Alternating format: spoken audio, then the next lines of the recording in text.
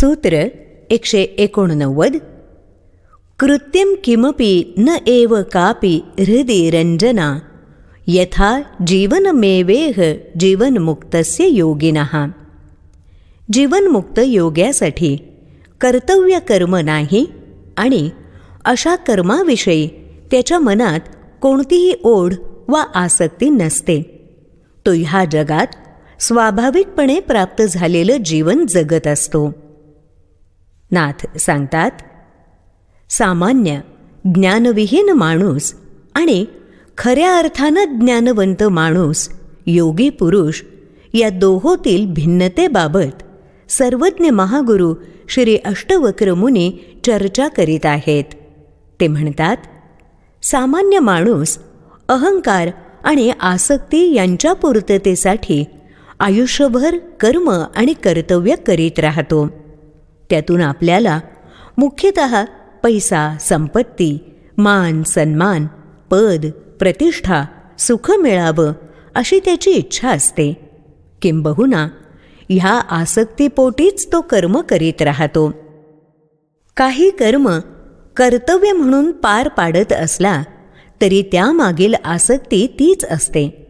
स्वतःच्या संततीचं पालन पोषण अथवा मातापित्याचा सांभाळ ह्या गोष्टी, ही कर्म कितीही कर्तव्याचा आव आणून केली तरी त्यामागे आधी उल्लेखलेल्या इच्छांची पूर्ती ही सुप्त इच्छा असते, असं स्वतःचं प्रामाणिक आणि परखड परीक्षण केल्यास आढळून येईल.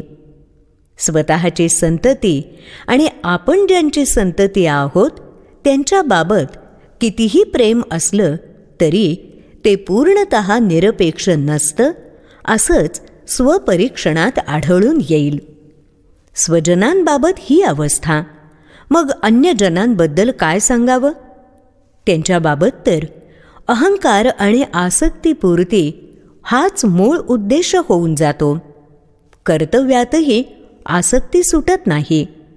कर्तव्यच काय, पण सामान्य माणूस ईश्वराची भक्तीसुद्धा इच्छा आणि आसक्तीपूर्तीसाठी करतो. देवालाही नवसाची लालूच देव करतो. अगदी निरपेक्ष भक्ती म्हटली तरी त्यात मोक्षप्राप्तीची आसक्ती दडलेली असतेच.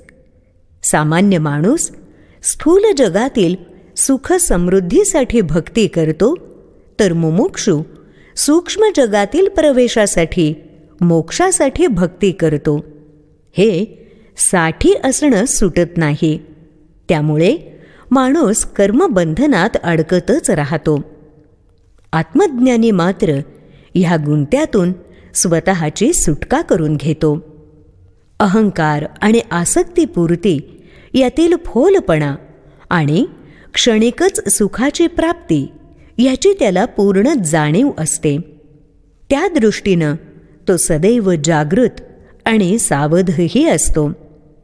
कोणत्याही कर्मातून अहंकार आणि आसक्ती सहजपणे विरून गेल्यानं, कर्तृत्व आणि कर्तेपणा वजा झाल्यानं त्याची शांतीची जमा वाढते. तो निर्भय आणि चिंतामुक्त होतो. त्याला काही मुद्दाम साधायचं अथवा सिद्ध करायचं नसतं. त्यामुळे त्याची कर्म आणि कर्तव्य कर्मसुद्धा सहजकृती होऊन जातात.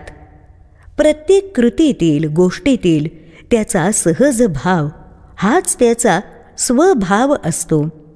त्याला सर्वांमध्ये आणि सर्वत्र एकच परम आत्मतत्व चैतन्य दिसत असल्यानं त्याचे विकार, ईर्षा उरत नाही.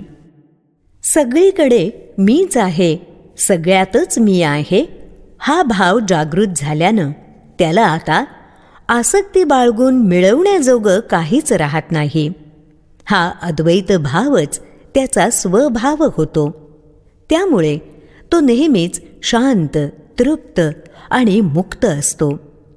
त्याचं जीवन एखाद्या सहज प्रवाहाप्रमाणे स्वाभाविक ओघवत असतं. त्यात अहंकार, विकार, आसक्ती, विरक्ती यांचे अडसर नसतात. सर्वांप्रती समभाव आणि सद्भाव हा त्याचा स्वभाव असतो. त्याला सर्वत्र एकच परमतत्व चैतन्य दिसत असतं. समभाव आणि सद्भावातून येणारी शांती हीच त्याची संपत्ती असते. तिला भौतिक चोराचिलटांचं भय आणि चिंता नसते. मात्र अहंकार आणि विकारांच्या लुटारूंपासून तिला दूर ठेवण्यासाठी, तिचं रक्षण करण्यासाठी दक्ष राहावं लागतं. योगी हे सहज करू शकतो, कारण तो सर्व प्रकारच्या आसक्तींपासून मुक्त असतो. हीच खरी मुक्ती, हीच योगीजनांची खरी ओळख.